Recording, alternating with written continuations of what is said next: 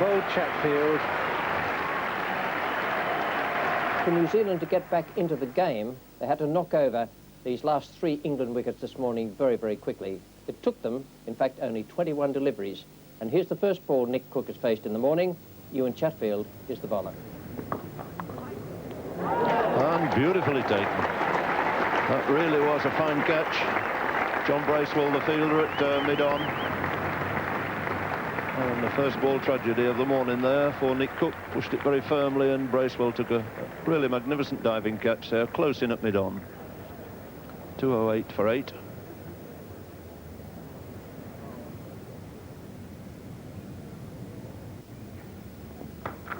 Well, it's a good-looking shot, but he's going straight to mid-on.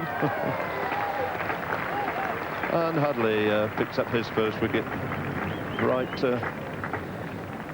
very anxious to swallow that one. A little dolly catch in the end. Foster swaying back on his back foot. Thought he was in a position there to put it through mid-wicket, but once again, Hadley's pace a little bit too much for the late-order batsman.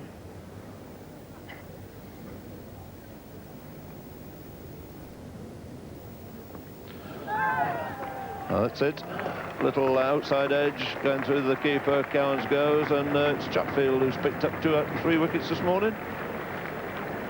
Cowans goes for a single. Neat little catch, the keeper. Well, let's hope that Cowans learns that there's profit in pitching the ball up. Good length ball, Nick to the keeper. What a great performance that was from New Zealand. 211 England all out, and a fine performance in those 21 deliveries. Hadley taking the 1 wicket, and Ewan Chatfield 2. Certainly it made the bowling figures look better. 3 for 42 for Richard Hadley, who's bowled really well throughout this match. Chatfield 3 for 29, and in the last 2 games he's done extremely well. Good, honest, straightforward, fast medium bowler Ewan Chatfield, and Gray didn't bowl today. 3 for 73. The target for New Zealand, 347. Now, not many teams have done that in the 4th innings of a test match, and I doubt very much the way this pitch is playing if New Zealand will be able to do it, particularly as they had an enormous setback this morning when their skipper Geoffrey Howarth was struck in the nets by a ball hit by John Wright.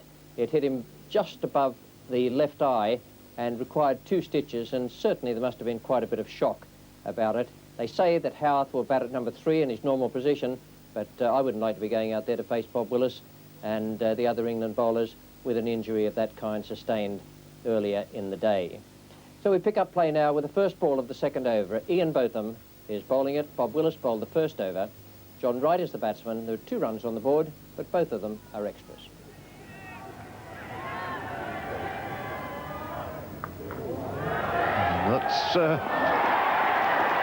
There's a semi-chance. One fell out there. Just clearing Foster. It could have had a very dramatic opening there. A long hop from Botham. Hooked very powerfully by Wright. Could so easily have holed out at deep long leg. So instead 4 runs goes on the board for Wright.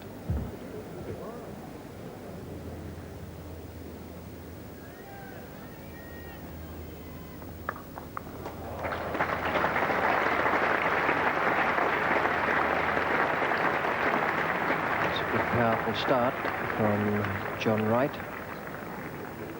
A bit of ground to make up. John Wright. 15 for no wicket. All right, he's gone this time. Not all that keen about it. John Wright. Looked as though from this angle, we are on a rather odd angle here in the Warner stand. Looked as though to cut back between bat and pad. Not the bounce. Little bit outside tickle. And in fact, it did exactly the opposite.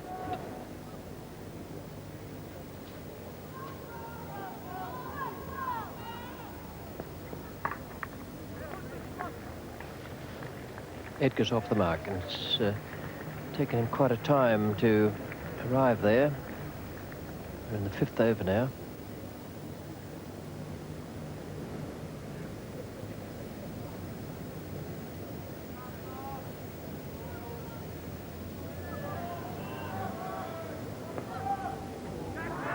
And he's gone. A real lifter there.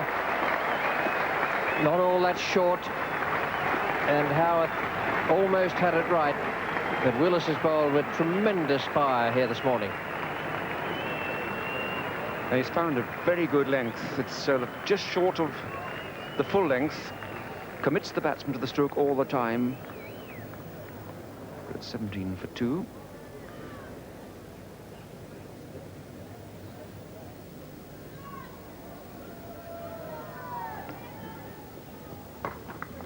That stroke through that gap. Off the back foot this time. It was 2 very easy runs for Edgar. That's Bruce Edgar's record in Test cricket. His 23rd Test match this. A solid average there of 35. Counts again to Edgar. Well, that's the value of pitching the ball up.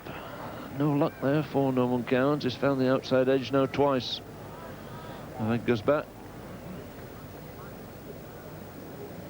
Well, almost an action replay of the last one, except a finer edge. Goes to third slip, goes like a rocket, going high to David Gower's left, and he just can't cling on.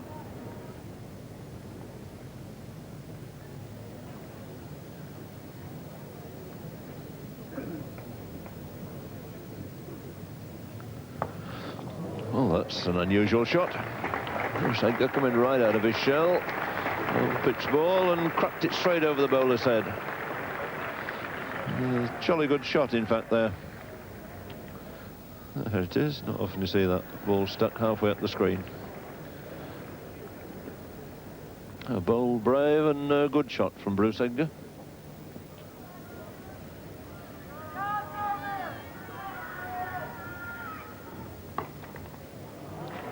Didn't quite get that. It's racing away downhill. That's a nice save. Difficult to pick up anything running away down the hill there.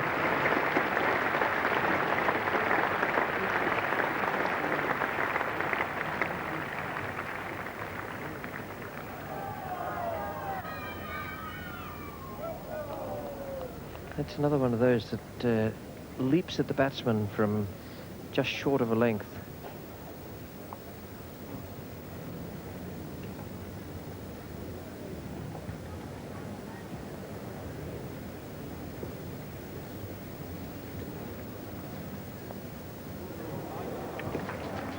Just beating Ian Botham.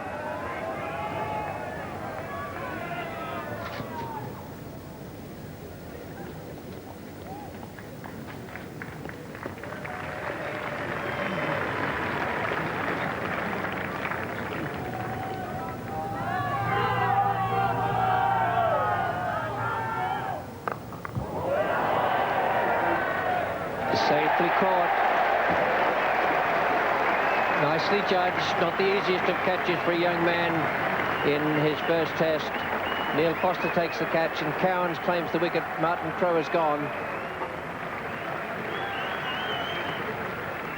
This was almost a nothing shot.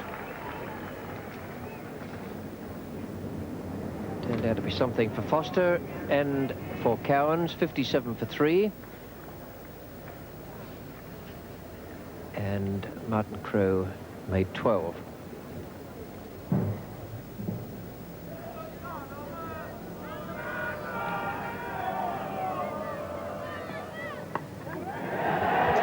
And that's another one that's climbed from just short of a length. Alan Lamb has taken the catch. Cowans the wicket. 2 to Cowans now. New Zealand in disarray at 61 for 4. So Cowans finding the lively length. There just does seem to be a spot down there.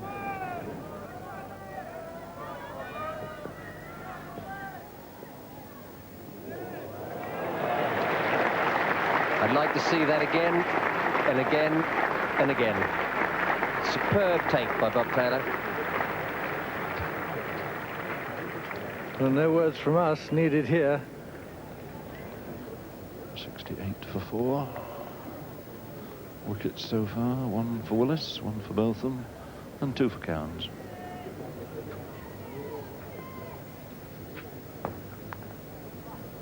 That's a good forcing shot off the back foot. Just about beaten the fair-haired Smith over that long-on boundary. His outfield still very fast. No change, Norman Cairns to ball again, Coney to face, 74 for 4. That's short, he's made no mistake this time, got very quickly into position, and it's a very good 4 runs for Coney. Well, this is a cracking good shot, marvellous footwork. Look at him, he really gets across there.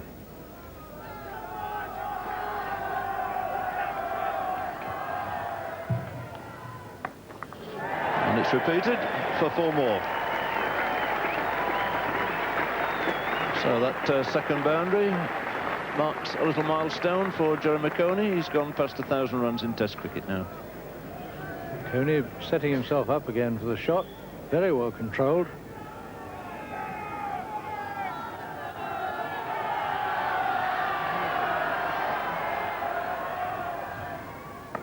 And yet another.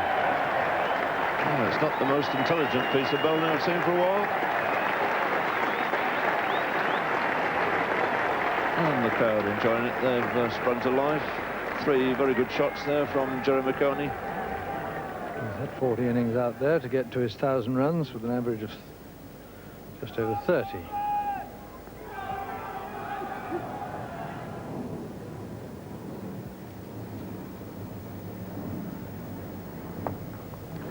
That's pushed a little squarer still, and Smith's off again.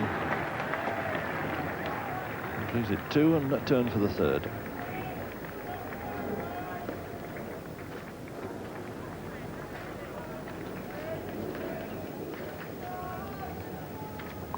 And Coney about to take a fresh guard. Cook now coming over the wicket, the right-hander, and immediately been swept. Must have his man deeper and finer if he bowls over the wicket. Chase for Cairns, and Coney's been trading in 3s a little bit. So the 100 comes up for New Zealand in the 38th over for the loss of 4 wickets.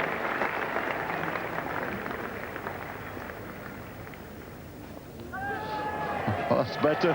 He slowed it down, spun it, and he's got a wicket. Evan Gray goes 108 for 5, out for 17. And one sincerely hopes the message has got home. Batsman dragged forward and rather low. His hands were low, the bat was sloping backwards. Rather acute angle. Hit high up on the bat, and Alan Lamb says thank you very much.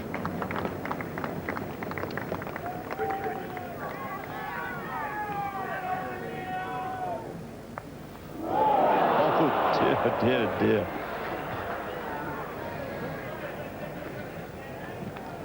Oh, no joy at all there for Foster. And Richard Hadley almost signalled this one. No follow-through, just the flick. It was almost slip-catching practice. But Mike Gatting at 3rd slip might have lost that ball. The spectators behind. 2 hands are around there, in and out.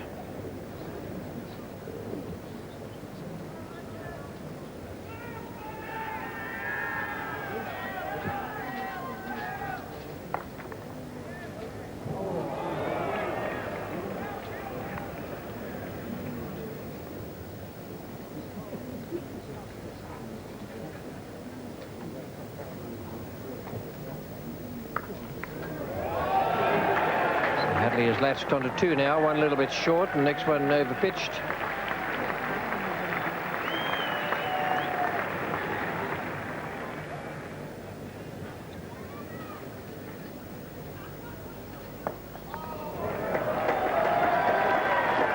Richard Hadley is playing the way he knows best.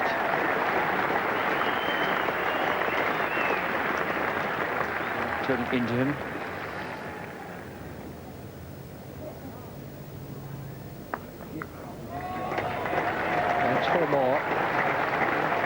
bit of pressure being placed on Nick Cook there.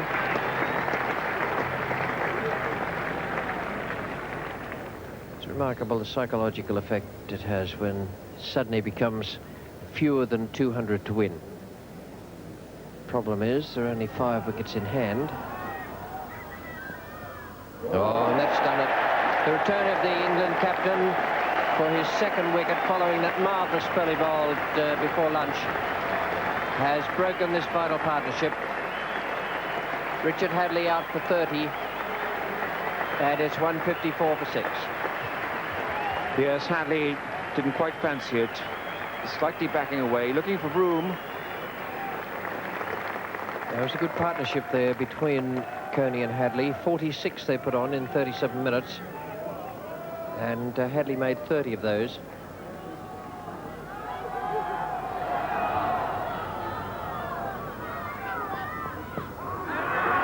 Very close, even closer than that. John Bracewell has gone.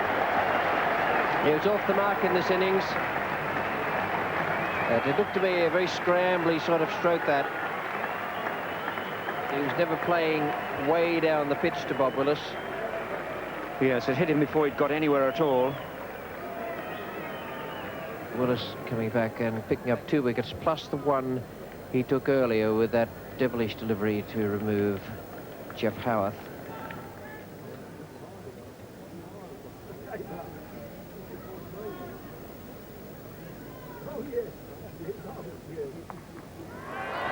You don't even bother looking for that. You can just stand there and watch it sail away over square. He gave that just a gentle little flick of the bat.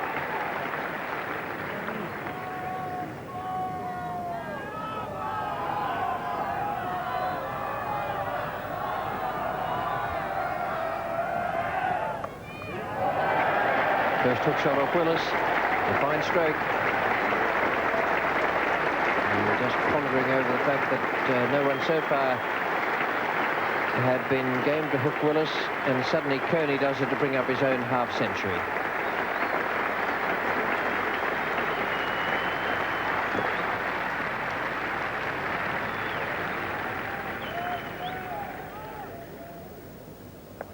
That's the one, swung away to Cairns. It's cleared him quite comfortably for 6 more.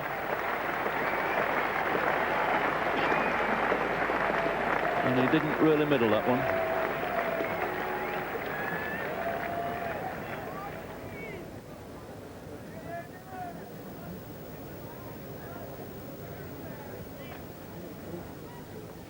And it's all over for Lance Cairns. Swung it away to well-pitched up, perfectly straight delivery, swung all round it, lost his off-stump, and he goes for 16. Another wicket for Cook. And New Zealand now 190 for 8. Well, Cairns just hitting right across again.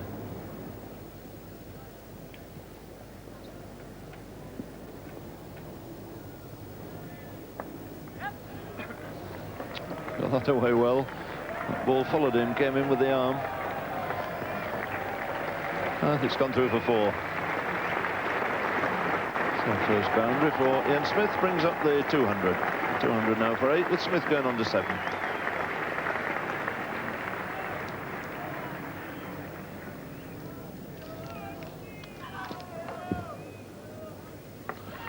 Short again, he's gone with hook, he's going this time, yes. And absolutely delighted young Nick Foster. He's finally got his first test wicket at the end of the 4th day. It's taken a long, long time, but it's a very good one in the end, because it's Jeremy Coney who's gone for 68. And Jeremy Coney, who's hooked so well, unfortunately tries to go for this one, which is a little too high. Mike Gatting just takes that one easily.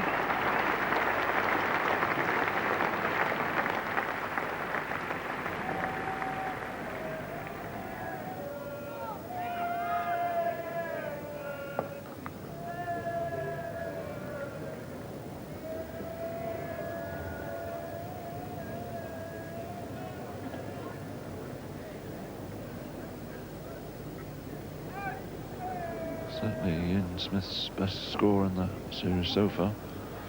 2 and 5, his previous knocks.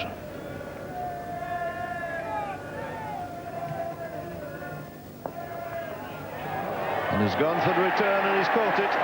So Chatfield goes in the end. Second attempt there by Nick Cook, caught and bowled.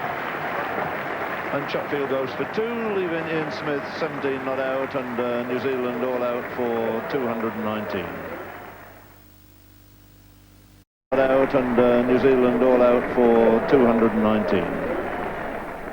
So New Zealand were unable to come to terms with the enormous task of making 347 runs for victory, all out for 219, despite brave efforts there from Jeremy Coney, 68, Richard Hadley, 30, Cairns and Smith, and up at the top of the order, Bruce Edgar, who batted for a long time for his 27. But a great performance from the England bowlers. I thought they did really well out there today. Bob Willis bowled superbly in his first spell before lunch, finished up with 3 for 24, came back just at the right time and picked up 2 more wickets. Botham 1, Cowans 2, just when needed, and Nick Cook 3 for 90. Thought he did well. I was just as impressed with him in the second innings as the first, because he had to bowl in completely different fashion. Il Foster, 1 for 35 from 12 overs. So England have won this match by 127 runs. They made 326 and 211 against 191 and... Headley bowling to Haynes.